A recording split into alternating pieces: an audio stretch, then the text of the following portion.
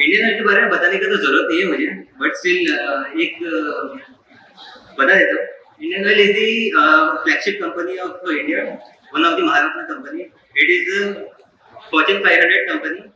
और most of Indian oil एक ऐसा ब्रांड है जहाँ पे सबको सब कुछ पता है कि हर जगह जहाँ पे भी आप जाओगे, we are associated with you. आप जहाँ कोई भी देश के कोने में जाओगे, आपको इंडियन ऑयल दिखेगा ही।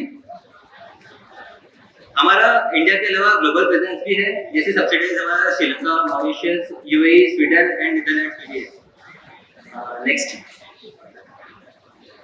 अगर देखा जाए तो इंडियन ऑयल सबसे पहले कच्चा तेल लेता था और उसको रिफाइन करके पेट्रोल और डीजल ही बनाता था। और लेकिन जैसे जैसे अभी कच्चे तेल की डिमांड कम होती जा रही है, तो we are shifting our business from oil and gas to petrochemicals. और पेट्रोकेमिकल्स से रिन्यूएबल एनर्जीज। रिन्यूएबल एनर्जीज में जो खत्म नहीं हो सकती, जिनका हम इनफिनिट यूज कर सकते हैं। तो हमारे कुछ कुछ डिविजन हैं, जैसे refinery division, pipeline division, marketing division, R&D division, petrochemical exploration और एक्सप्लोसिव क्रायोजेनिक्स। आप इतने सारे डिविजन्स में आपको अपॉर्चुनिटी है to business, to do business with us. ठीक है, next. Now we'll see what we will cover in this slide. पहला है हमारा प्रोक्योरमेंट प्रोसेस, जो हम प्रोक्योरमेंट प्रोसेस करते हैं। वेंडर रजिस्ट्रेशन, IFS का procurement process, vendor qualification, tentative list of items that are procured from MNC, फिर the scheme Aatmanirbhar Bharat and IOCL for development of MNCs. Now we will see what are the procurement channels. Next. First, we have IOCL e-tenders portal. The link is mentioned there. Okay, you can go to the link for seeing the tenders that are available. The next one is the GEM portal, that is Government e-marketplace. We also do some tendering from physical mode. Generally, it is discouraged, but when we don't have any option for physical mode also. Now, let us talk about vendor registration. जो पहला है हमारा IOCL e-tender। आप अगर register कैसे कर सकते हैं, आपको अपना लॉगिन ID डालना है, करस्पॉन्डेंस ईमेल डालना है, मोबाइल नंबर डालना है और कुछ कंपनी की इंफॉर्मेशन डालना है, तो आप उससे रजिस्टर कर सकते हैं। इससे आपको इसमें अगर पार्टिसिपेट करना है किसी भी टेंडर्स में, तो आपको क्लास 3 का TSC यानी डिजिटल सिग्नेचर सर्टिफिकेट चाहिए होगा। ये प्रोड्यूस होता है आपका लाइसेंस सर्टिफाइंग अथॉरिटी। ठीक है, इसमें हमारे को क्या क्या एडवांटेज होते हैं? We have access to all the tenders across IOCL on this platform only. There is no registration cost, you can participate, there is equal opportunity for everyone. The details procedure have been explained to the link. You can write down the link.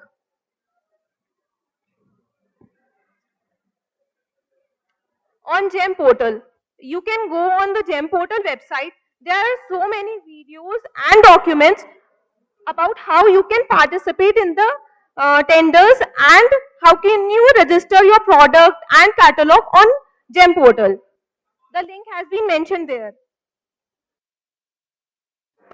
Okay, अभी दोनों portal पे तो दोनों portals तो देख लिए, एक IOCL e-टेंडर और दूसरा GEM पोर्टल। हमारा प्रोक्योरमेंट प्रोसेस कैसे चलता है, आई विल एक्सप्लेन। यस, सबसे पहले हमारा जो रिक्वायरमेंट होता है, हम उस चीज का टेंडर पब्लिश कर देते हैं। टेंडर पब्लिश में आपको एक सेल डेट मिलेगा और उसके बाद आपका बिड सबमिशन डेट उसके बाद शुरू होता है। सेल डेट में आपका जो जो हमारा रिक्वायरमेंट्स है आपके पास आ जाएगा और आपको जो जो भी क्वेरी है, आपको वो पूरा एक टेंडर अच्छे से स्टडी करना है और उसके बाद जो जो क्वेरी है आपको बिड सबमिशन के पहले आप पूछ सकते हैं। कभी कभी जब टेंडर पब्लिश होता है, हम एक प्री बिड मीटिंग रखते हैं, सो दैट कि हम अपने जो वेंडर्स है, जो बिजनेस पार्टनर्स है, हम उनको अपना जो पूरा स्कोप एंड स्पेसिफिकेशन है हम अच्छे से समझा सकें। और जब भी टेंडर पब्लिश होता है उसके बाद कभी कभी कुछ चेंजेस होते हैं, हमारा कभी कभी कुछ इन्फॉर्मेशन मिस हो जाती है, तो हम उस पर एक कॉरिजेंडम इशू करते हैं। तो वेंडर्स को ये भी ध्यान रखना चाहिए, अगर कोई टेंडर पब्लिश होता है तो उसके सारे के सारे कॉरिजेंडम हम अच्छे से रीड करें। और जब टेंडर पब्लिश होता है, सबसे मेन इंपॉर्टेंट चीज है आपका terms and conditions. It is very necessary सबको कि टर्म्स एंड कंडीशंस आप ढंग से थोड़ा पढ़ लीजिए। Next is offer submission. अभी टेंडर हमारे पास टेंडर पब्लिश हो गया, अभी आपकी बारी है कि आपको अपना ऑफर सबमिट करना है। ऑफर सबमिट करने के बाद आपको 3-4 चीजों का ठीक से ध्यान रखना है। सबसे पहले जो टेक्निकल स्पेसिफिकेशंस है, जो चीज हमको चाहिए, आप क्या चीज हमको प्रोवाइड कर सकते हैं, आपका वो रिक्वायरमेंट मीट हो रहा है कि नहीं, सबसे पहली चीज। सेकंड होता है हमारा कभी कभी प्री क्वालिफिकेशन क्राइटेरिया हम रखते हैं, पीक्यूसी बोलते हैं हम उसे, कि for the better quality of product. वो पीक्यूसी डॉक्यूमेंट, ये नेक्स्ट स्लाइड में आएगा, पीक्यूसी के बारे में मैं एक्सप्लेन करूंगा। तो पीक्यूसी डॉक्यूमेंट भी आपको ढंग से सबमिट करने हैं। नेक्स्ट होता है डाटा शीट्स। कभी कभी जो आप जो प्रोडक्ट दे रहे हैं, कभी आप हो सकता है कि कुछ कैटलॉग मिस हो जाए, कुछ डेटा आप हम जो डेटा शीट मांगते हैं वो आप नहीं दें, तो ये सब चीजें आपको ध्यान रखनी है ऑफर सबमिशन के वक्त। एक और चीज है पॉलिसी डॉक्यूमेंट्स। अभी जैसे एमएससी पॉलिसीज है, PPLC policy means public procurement local content का पॉलिसी भी आ गया, मेक इन इंडिया का पॉलिसी आ गया। तो ये पॉलिसीज अगर आप उस चीज में हो रहे हो, जैसे आप एमएससी है, तो better you should submit MSc certificate with that offer submission. Otherwise फिर से वो टेंडर हमको आपको क्वेरी करना पड़ेगा, टेंडर फिर एक्सटेंड करना पड़ेगा, तो अननेसेसरी डिले के लिए आपको जो ऑफर सबमिशन है, आपको पूरा टेंडर डॉक्यूमेंट्स पढ़ के ढंग से ऑफर सबमिट करना है। ऑफर सबमिट के बाद अगर जैसे ओपन टेंडर रहा, तो मिनिमम हमको 3 ऑफर्स चाहिए रहते हैं टू ओपन टेंडरिंग के लिए। 3 से ज्यादा है इट्स बेटर गुड, तो नहीं तो मिनिमम 3 होता है। अगर 3 हो गया तो हम टेंडर ओपनिंग के लिए चले जाते हैं। Next is offer evaluation. अभी आपने ऑफर सबमिट कर दिया, उसके बाद हम उस चीज को कैसे इवेल्युएट करते हैं। ऑफर सबमिशन में सबसे पहले तो हम प्री क्वालिफिकेशन क्राइटेरिया देते हैं, हम वो वाली जो आपने डॉक्यूमेंट सबमिट किए हैं उसका ऑथेंटिसिटी भी देखते हैं, और उसमें जो आपने जो परचेस ऑर्डर, जो इनवॉइसेस, पीक्यूसी का स्लाइड नेक्स्ट आएगा जिसमें आपको अच्छे से एक्सप्लेन कर दिया जाएगा, वो सब चीज चेक करते हैं। और मेनली टेक्निकल स्पेसिफिकेशन, हमारे जो टेक्निकल स्पेसिफिकेशन है और आप जो हमको प्रोवाइड कर रहे हैं, दोज आर मीटिंग और नॉट, ये ऑफर इवेल्युएशन में हम सबसे ज्यादा चेक करते हैं। ऑफर इवेल्युएशन के बाद जो वेंडर्स, जो बिडर्स एक्सेप्टेबल होते हैं, उनका उसके बाद फिर प्राइस बिड ओपनिंग होता है। अगर रिजेक्ट हो गया तो वहीं पे उनका सफर वहीं पे खत्म हो जाता है, और जो आगे बढ़ गए उनका सफर आगे तक शुरू होता है। प्राइस बिड ओपनिंग के बाद जो L1 वेंडर है जिसका सबसे कम प्राइस है, हम उसको फिर परचेस ऑर्डर प्लेस करते हैं। बट यहाँ पे अभी तक खत्म नहीं होता है। परचेस ऑर्डर प्लेस करने के बाद जो भी वो पीक्यूसी का डॉक्यूमेंट देते हैं, उसका हम डॉक्यूमेंट वेरिफिकेशन भी होता है। डॉक्यूमेंट वेरिफिकेशन के वक्त जैसे अगर सपोज हम कुछ परचेस ऑर्डर मांगते हैं, सपोज आपने इंडियन ऑयल में एक टेंडर सबमिट किया है और आपने बीपीसीएल का एक परचेस ऑर्डर सबमिट किया है, तो हम बीपीसीएल को पूछेंगे कि भाई ये वेंडर आपके यहाँ पे इसने एग्जीक्यूट किया या नहीं है। ये हमारे गवर्नमेंट का पॉलिसी है। तो ये डॉक्यूमेंट वेरिफिकेशन में ये चीज होती है। अगर उसमें भी वो पास कर गया तो we will award him the contract. अभी नेक्स्ट है vendor qualification, Shruti will explain.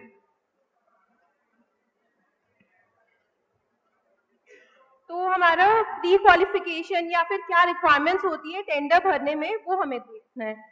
तो first one is technical pre QC या टेक्निकल प्री क्वालिफिकेशन क्राइटेरिया। इसमें क्या क्या होते हैं, जैसे कि कोई मैन्युफैक्चरर है कि नहीं, उसका डॉक्यूमेंट या ऑथराइजेशन लेटर कि आप किस मैन्युफैक्चरर का दे रहे हैं, तो उसके अकॉर्डिंग हमें डॉक्यूमेंट सबमिट कीजिए कि वो आपको ऑथराइज कर रहा है आपका प्रोडक्ट बेचने के लिए। ठीक है, कभी कभी कुछ केमिकल्स या फिर जो थोड़े क्रिटिकल आइटम्स होते हैं उनमें हम आईएसओ सर्टिफिकेट भी मांगते हैं। फिर उसके बाद कुछ डॉक्यूमेंट्स होते हैं कि जैसे किसी पर्टिकुलर मेक का हमें चाहिए या मॉडल का चाहिए, तो उसका पीओ कॉपीज होता है। फिर उसके बाद क्या एक होता है, इंपोर्टर एक्सपोर्टर लाइसेंस होना चाहिए कि वो प्रोडक्ट आप इंपोर्ट और एक्सपोर्ट करने और स्टोर करने के लिए अलाउड है कि नहीं है। फिर the next one is financial PQC. Financial PQC में हमें ऑडिटेड बैलेंस शीट चाहिए होती है।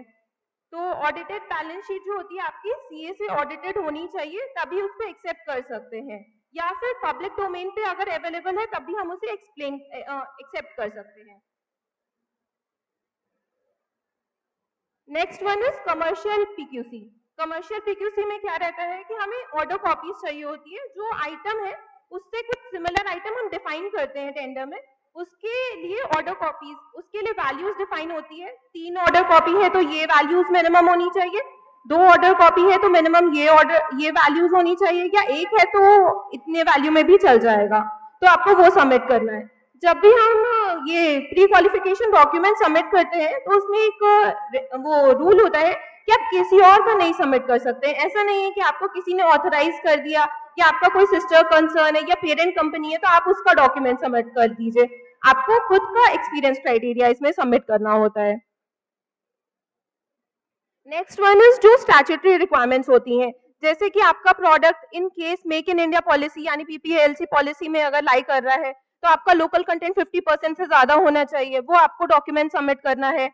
अगर आपका एमएससी प्रेफरेंस या बेनिफिट कोई ले रहे हैं तो एमएससी डॉक्यूमेंट प्रॉपर होना चाहिए, वैलिडिटी होना चाहिए उसमें। फिर उसके बाद आपका होता है, मान लीजिए डीएमआईएस पॉलिसी है तो उसके लिए प्रॉपर डिक्लेरेशन होना चाहिए।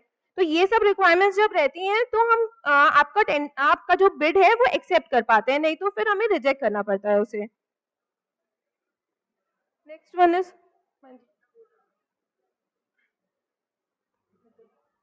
मुझे जस्ट एक चीज पूछनी है, यहाँ पे कितने एमएससी वेंडर्स हैं फिलहाल? ओके ओके, तो एमएससी वेंडर्स है तो आपको तो कुछ चीज पता होगा कि देर एक लिस्ट है 358 आइटम्स का, जो कि सारे पब्लिक सेक्टर को दिया हुआ है कि अगर ये आइटम्स इसमें आ रहे हैं तो आपको एमएससी वेंडर से ही खरीदना है, ठीक है। तो जो ये लिस्ट है हमारे में ये 17 आइटम्स एंड दिस 17, ये 34 आइटम्स हमारे यहाँ पे एक्सक्लूसिवली यूज होता है। तो ये 34 आइटम्स के लिए हम सिर्फ एमएससी वेंडर्स को अप्रोच करते हैं, इसमें जो नॉर्मल वेंडर्स है वो नहीं रहेंगे।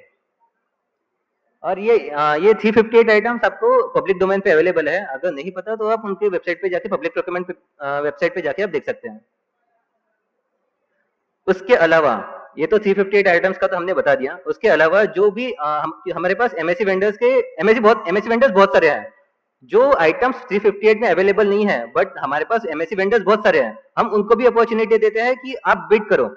जो ये आइटम्स है जैसे मैकेनिकल में पाइप्स हो गया, इलेक्ट्रिकल आइटम्स में केबल्स, अदर आइटम्स में पेंट्स हो गया, हमारे पास एमएससी में वेंडर्स बहुत सारे हैं, तो हम सिर्फ उनके लिए अभी अपॉर्चुनिटीज खोलेंगे क्योंकि हमारे इसमें बहुत एक्सक्लूसिवली यूज होते हैं, रेगुलरली यूज होते हैं। तो एमएससी वेंडर्स को ये अपॉर्चुनिटीज ग्रैब करनी चाहिए to bid in this type of tenders. अभी जब कोविड आया था तब एक आत्मनिर्भर भारत कैंपेन शुरू हुआ था कि मोदी जी ने हमारे honourable prime minister Modi ji ने बोला था कि आत्मनिर्भर बनो, खुद का मीन्स इंडिया में आप मैन्युफैक्चर करो, इस टाइप का। तो हमारे यहाँ पे कुछ कुछ जो आइटम्स है वो ग्लोबली इंपोर्ट करते थे, तो हमने उसका अल्टरनेटिव ढूंढा कि इंडिया में कौन सप्लाई कर सकता था। तो कुछ कुछ चीजें हैं जो अगर हम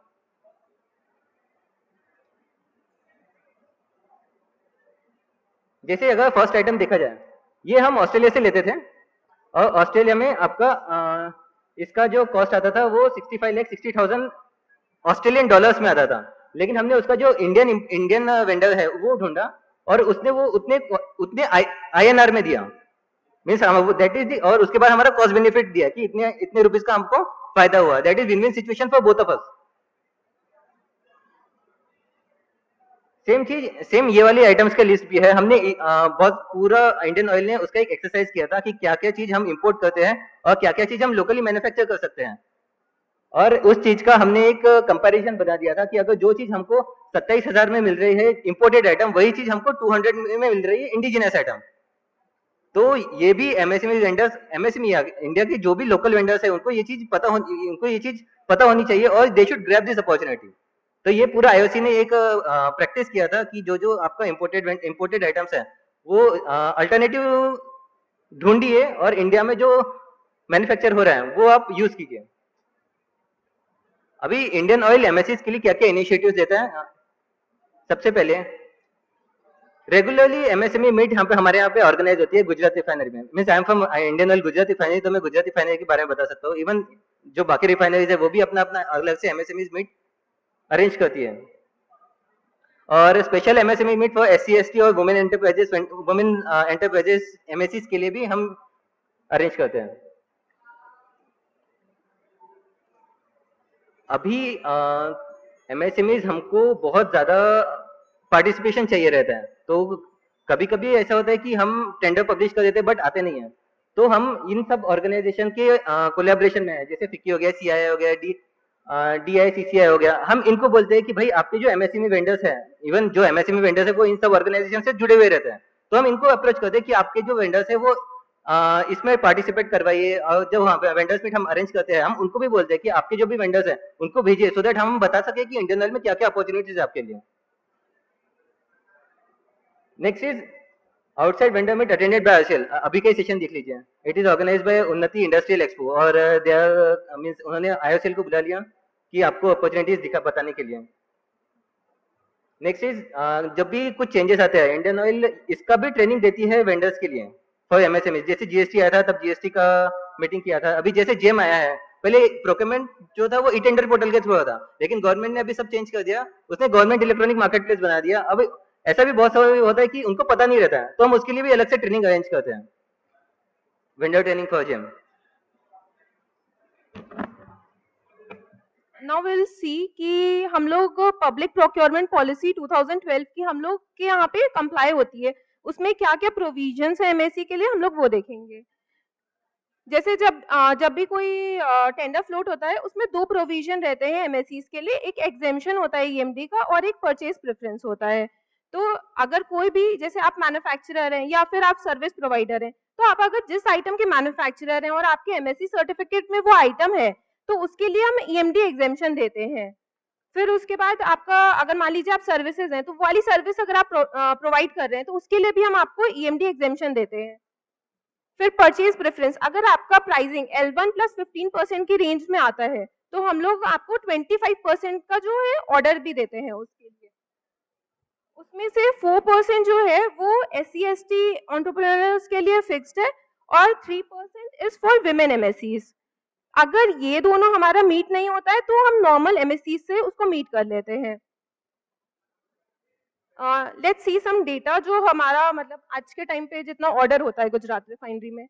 टोटल जो गुड्स का ऑर्डर लास्ट ईयर प्लेस हुआ था, last financial year, that was 573 numbers, जिसकी वैल्यू थी 681.56 करोड़। फिर इस साल हमने 1244 इतने ऑर्डर्स प्लेस किए और जिसकी वैल्यू थी 739.61 करोड़। फिर सर्विसेज में आप देखेंगे तो लास्ट ईयर हम लोग ने 261 नंबर ऑफ ऑर्डर्स प्लेस किए थे, जिसकी वैल्यू थी 292.76 करोड़। इस साल 329 ऑर्डर्स प्लेस किए थे, जिसकी वैल्यू थी 518.19 करोड़। तो आपके पास इतना ज्यादा वैल्यू है, जिसमें आपके पास इतनी अपॉर्चुनिटी है कि आप ग्रैब कर सकते हैं इन अपॉर्चुनिटीज को अपने जो भी आपके प्रोडक्ट्स हैं उसके थ्रू पार्टिसिपेट करके। अब हम लोग देखते हैं बाइफोकेशन की MSEs कितना परसेंटेज हमारा कोट करते हैं।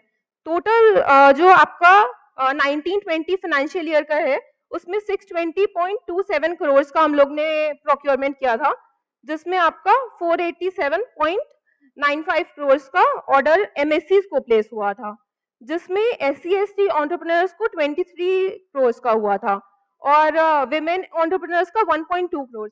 तो आप लोग देखिए कि जो विमेन एंटरप्रेन्योर्स हैं उनको कितना कम ऑर्डर जा रहा है, क्योंकि वो लोग पार्टिसिपेट ही नहीं कर रहे हैं। अगर आपके यहाँ पे आप जानते हैं किसी विमेन एंटरप्रेन्योर्स को, तो आप उनको बोल सकते हैं कि वो लोग पार्टिसिपेट कर रहे हैं इसमें।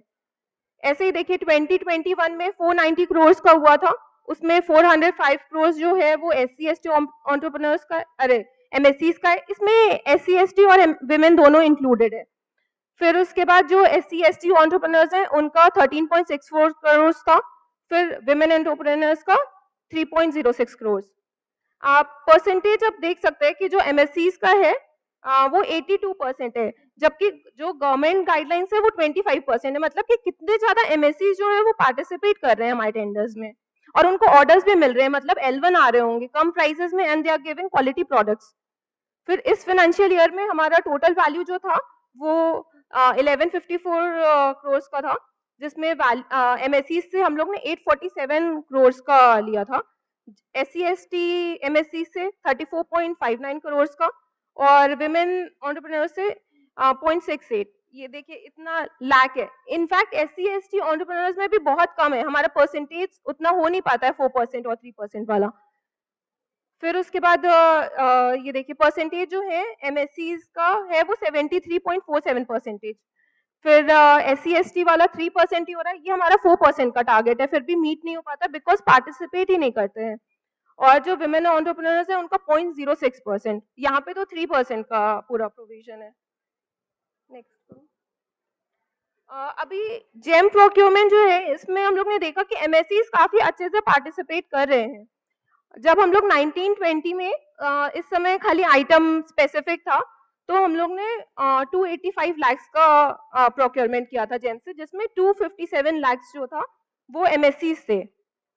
फिर फाइनेंशियल ईयर 2021 में 606 लाख का किया था, जिसमें 584 जो लाख्स है वो आपके MSCs के थे। जो लास्ट फाइनेंशियल ईयर है इसमें हम लोग ने 127 करोड़ का प्रोक्योरमेंट किया थ्रू जेम, जिसमें आपके 67 करोड़ जो थे MSCs के थे। मतलब अब कम लोग पार्टिसिपेट कर रहे हैं, मतलब और ज्यादा पार्टिसिपेशन होगा तो और ज्यादा वैल्यू बढ़ जाएगा इसका।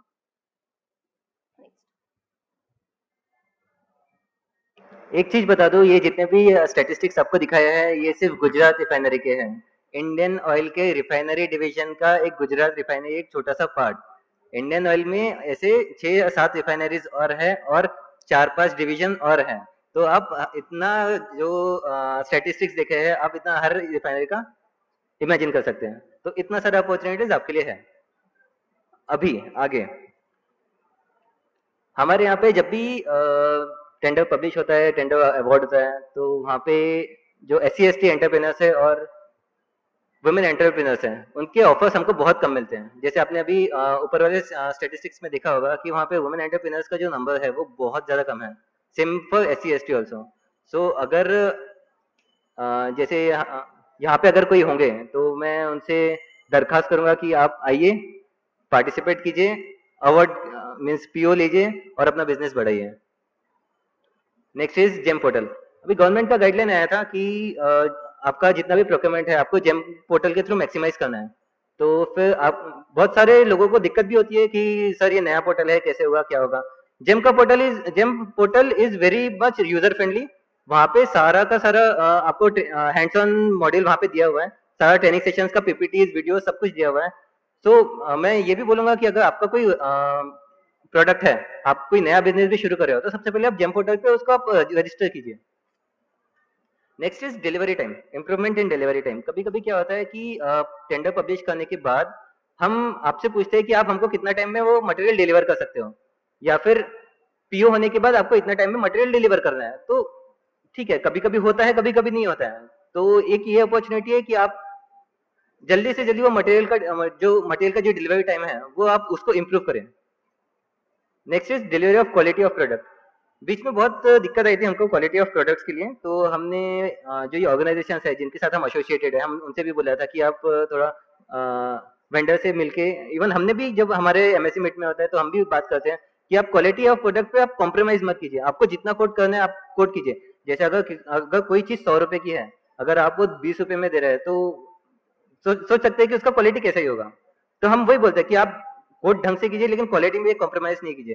रिफाइनरी में ऑपरेशंस में अगर क्वालिटी खराब हो गया तो आप ही समझ सकते हैं क्या हो सकता है।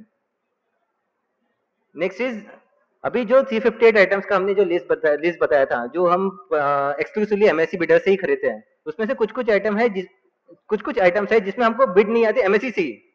तो मैं आपसे ये भी बोलूंगा कि आप उन आइटम्स को आइडेंटिफाई कीजिए और उसमें आप अपना बिजनेस बढ़ाइए।